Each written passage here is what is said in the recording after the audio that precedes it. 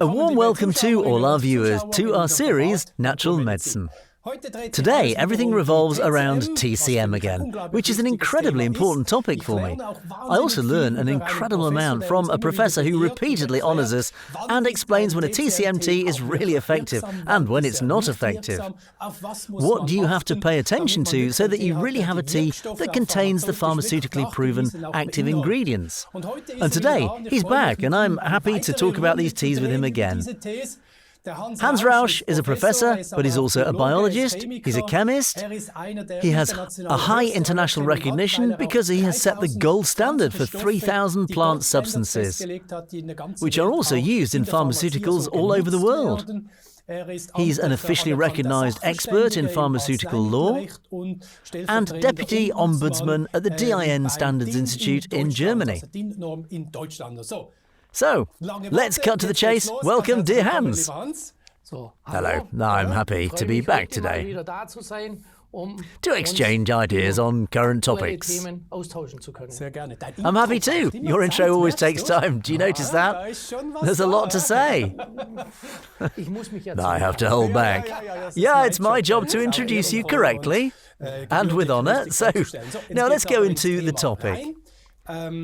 It seems to be of the greatest importance to me, and maybe it's also good if we talk about it again, this DIN standardization, which you, among others, are working on, in cooperation with the governments of the respective countries, so that this TCM really gets back to the standard it always had before it got marketed through industrialization. And in some cases, things have come onto the market that have nothing to do with TCM at all. But this traditional knowledge, getting a standardization, I just want to hear about that again. What exactly are you doing and how do I get the right stuff?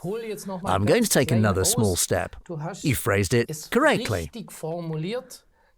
Use the word government, and with the words DIN or ISO, this is actually a contradiction for an insider. Usually we use the term DIN before.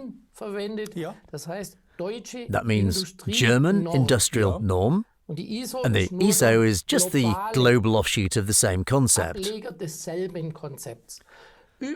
Industry representatives usually sit down at a table and agree on appropriate minimum standards.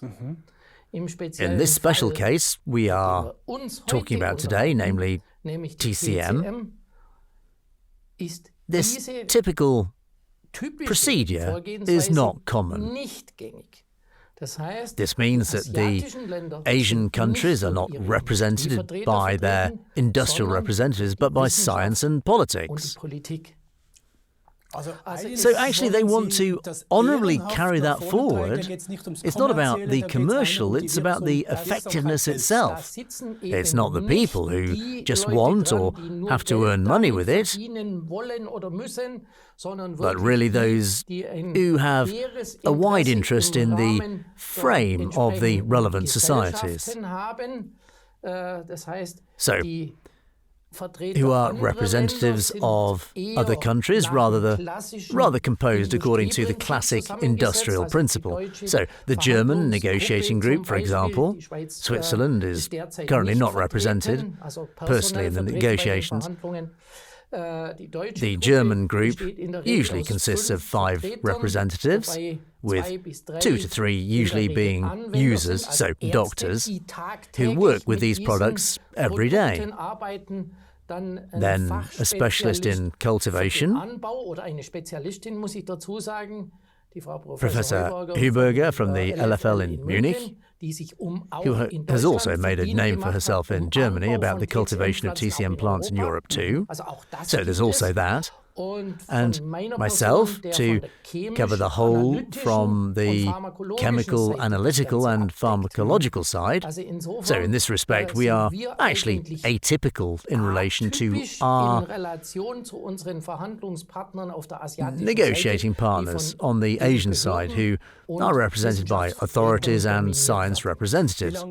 What do you expect? How long until this ISO certification is officially on it, on these TCM tea products? products, so that we as consumers really have the guarantee that we will get what was actually intended.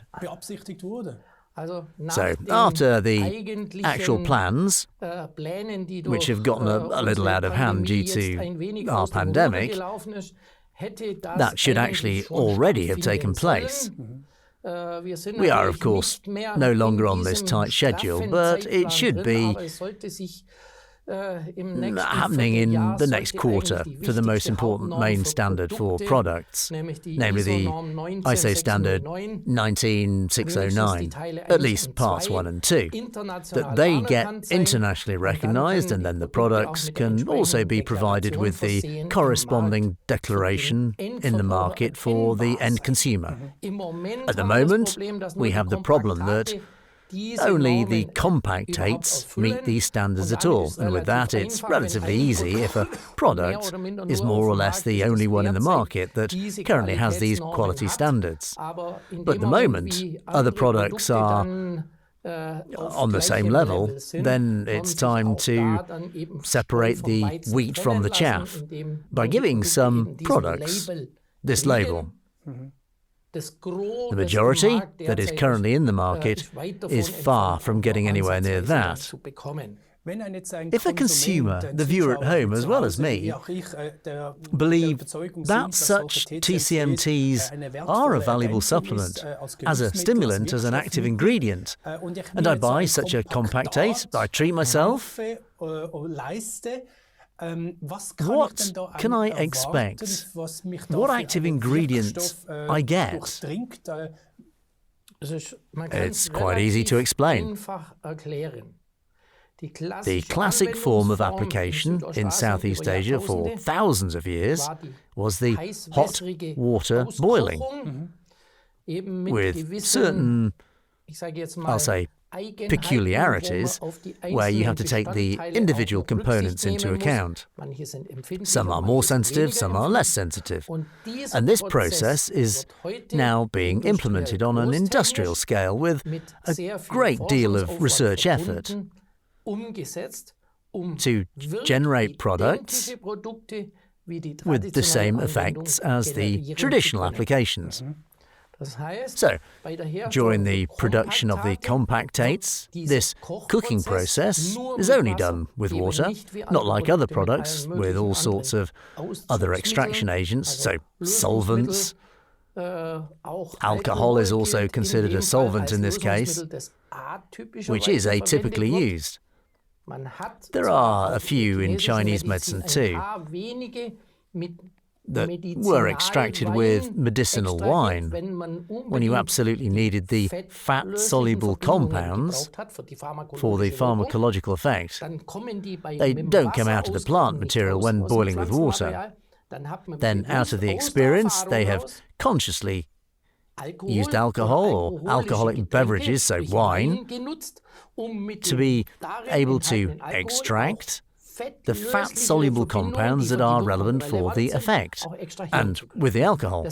But these are rather the exceptions. On the other hand, one also has, especially now, you can see it in the terminology, in Japanese Kampo medicine, so-called san drugs, at the end it says san, also used in direct powder form. So that means similar to when we sprinkle dried chives over a dish.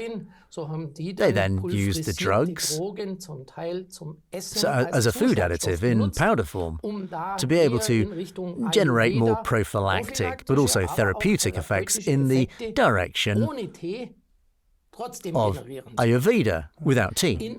As a rule, there are only a few exceptions. The classic form of application is traditional boiling, and this process is attempted to be replicated with modern methods, as congruent as possible or with the same ingredients. Those are the compact tapes. These are then the compact tapes in dried form. So then active concentrates of what the tea actually contained. So from a great abundance there is still a little bit left, and that's what really works. Yeah, and that is what you can take in with water, and then you have the tea again. Because it actually makes no sense to transport water around the globe. Yes, of course, it was. I was on the website of this pharmacy and saw there are around 40 different TCM teas there, I think. Can you make a list for us what the individual teas are thought for in medicine? So that I, as a consumer, can say, oh, for flu, cool, there's also a tea for it. What other teas are there? So, whether it's female complaints, whether it's lung disease, whether it's the flu, whether it's... We've talked about before about cramp-like symptoms, a multitude. And we have to briefly initiate a little thought process. Classical Asian medicine regards illness as an imbalance. But imbalance comes from within the body. So a treatment for a disease must also happen from within, according to their traditional understanding. So, what we now prefer in the West, sometimes using a cream, an ointment, or something else, is, according to the Asian understanding, at most supportive. The most important intervention is from within. Because a skin disease is also seen as a manifestation of an internal disease, which only shows in the symptoms on the skin. The disease lies elsewhere, however. Cause and effect, that's a simple law. So, a different way of thinking. If someone comes with a knee complaint to a Western doctor, they'll just focus on the knee. The Asian doctor says, first of all, I don't care about the knee. It comes from a completely different place. Let's take a look at the entire organism. And this is where this discussion of holistic or whole-body medicine comes from. It could also be that the pain is up here, but the cause is elsewhere. Understood. So that means the thinking models that are difficult to understand in the West are due to two causes. Number one, Asian medicine describes organs. But these are not the real organs that bear the name, but actually only the spatial allocation. So if someone says the kidney, it doesn't mean that they have kidney damage, but that it's located in the region where the kidney is, not the kidney. So that means this organ assignment, as the West knows it, an organ is an organ that is precisely defined, and then I treat this organ, is completely absurd in Eastern medicine. They just say, I need to treat the area, but that's not the kidney, for example. That's why there are always several plants in such extracts, which of course have an abundance, a large spectrum of active ingredients in order to actually balance the environment of this kidney area. To balance and intervene positively. And then in this selection, you can actually find some kind of tea for everything that really has an active ingredient. So, in other words, we've had COPD before, we briefly mentioned neurodermatitis when we had a coffee earlier. There is also a tea, for example, against neurodermatitis. Yeah, there is something like that too, but we're relying on Western phytotherapy.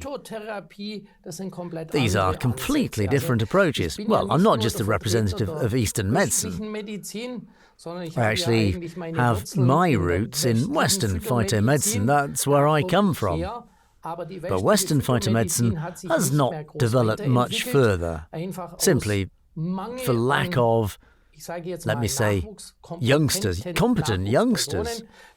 That means the degree of innovation in Europe in terms of phytomedicine has more or less limited itself to dietary supplements, with the primary interest of profit maximization and not therapeutic interventions.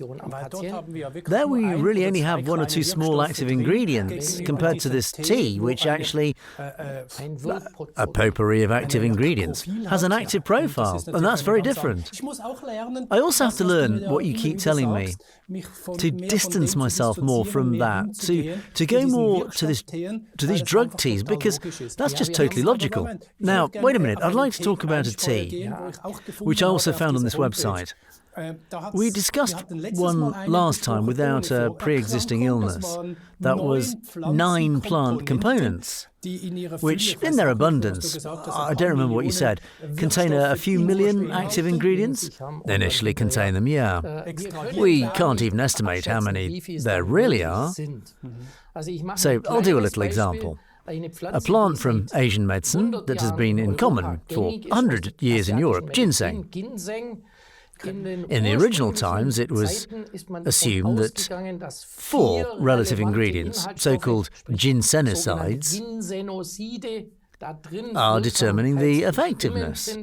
In the meantime, the last number I have in mind is 43. That means the connections are all very similar, and modern science first had to develop processes in order to be able to analytically record the product diversity of the ingredients at all.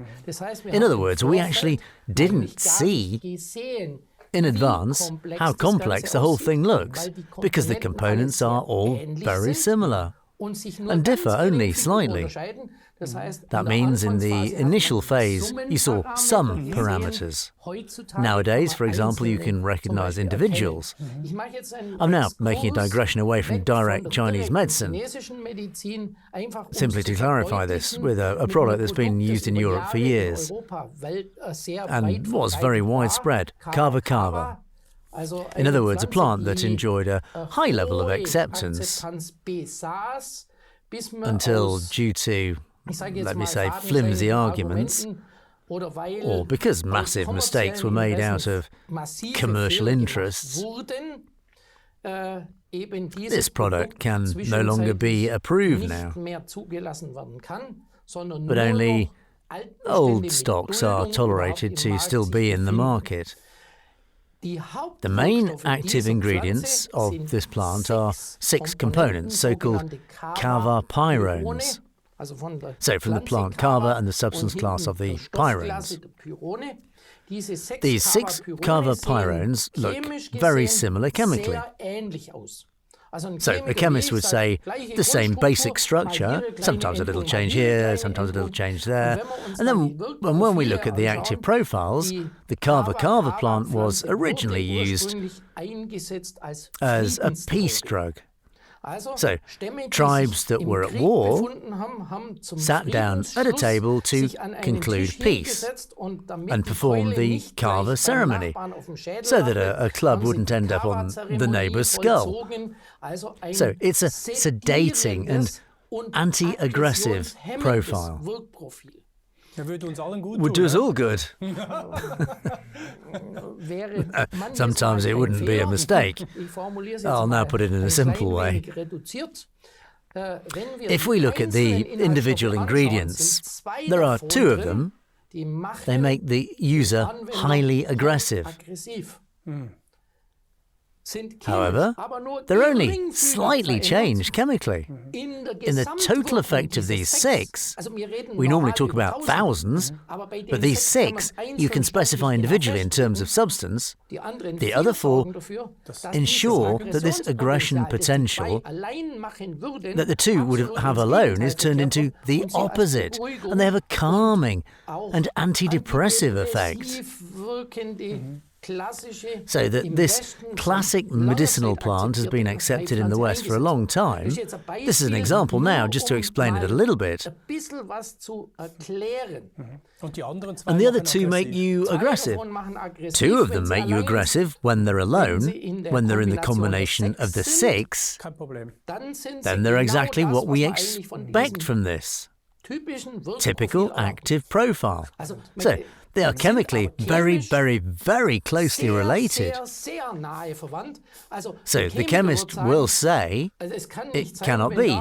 If a little something is changed, that the pharmacological effect is completely reversed. I actually want to talk to you about the Yuping Feng San tea. It's so beautifully called, Jade Shield Against Wind. I've read that this is a combination of 3, and I would like to briefly talk about this tea. When does it make sense to drink this combination of 3? When do the Chinese do it? When should we do it? Well, now, 2 things. Number 1, we heard before, San also shows that I can take the entire plant. So that also means that there are no components in the plant material that would be toxic to us if incorrectly extracted. Hence the word San. So San means powder. I can also take in the whole plant powder, theoretically. Not everyone will want this, because the taste conception as a whole plant takes a little getting used to. If you take the aqueous extract, all the relevant ingredients are in it, which are necessary for the effect we want to achieve with it. So it doesn't matter if you take the whole plant, it just doesn't taste so good. That's why we prefer the aqueous extract, which also has a certain attractive taste, but also contains all the components that are actually relevant. And of course, you can use it to bring your inner balance back into balance, which again is the basic idea of Asian medicine. But maybe we even have, I don't want to make a big digression now, also Ayurvedic medicine, which of course also looks at bringing this into balance again. They have different plants, other therapeutic approaches. It's more about refocusing. Which tea should I take then? The combination of 3, or should I take the one with 9 without pre-existing illness? So which tea is better for me and when? Let's put it this way. I am more likely to recommend either to consult a doctor, because we should consider a little that the whole of TCM is, of course, also a highly effective story. Self-medication, of course, requires a certain amount of prior knowledge. Appropriate focusing is made on the website where it's sold. So I can read that. You can read this because now, only giving you some technical information orally, I consider this to be dangerous. You should at least have a look. Read. What is the main focus?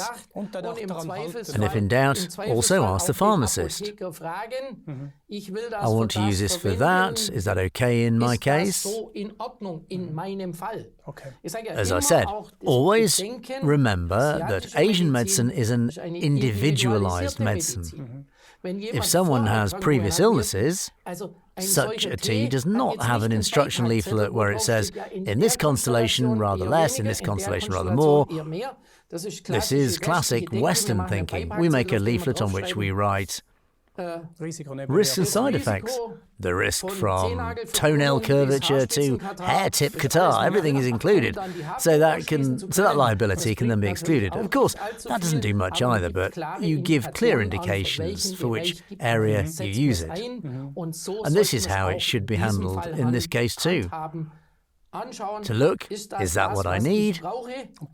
Before you order, talk to the expert briefly. And then you have a tea that really has an effect and has a really massive effect. My question is, where can I find this platform where I can read everything? Right now you can find the platform, and it is constantly updated in exchange with doctors. on the website of the train station pharmacy in Kempten. I assume that when this is also made available in the Lion Pharmacy in Zurich for Switzerland, that similar or identical content is also made available there. It comes from the manufacturer who cooperates with TCM specialists, Asian and European, about this content, then optimizes it for the European user and positions it there. You know, the subject is so exciting. I have to say myself, I only got to know chamomile tea, black tea and peppermint. I haven't seen much more tea in my life, nor did I like it at all. This tea that I got from you without pre-existing illnesses, with these 9 plants, I have to say, the best tea I've ever had in my life. And that it's still a real pharmaceutical or pharmacological. Yeah, both. Pharmaceutical is because of the chemical effect and pharmacological because it acts as a drug. So, both terms are correct.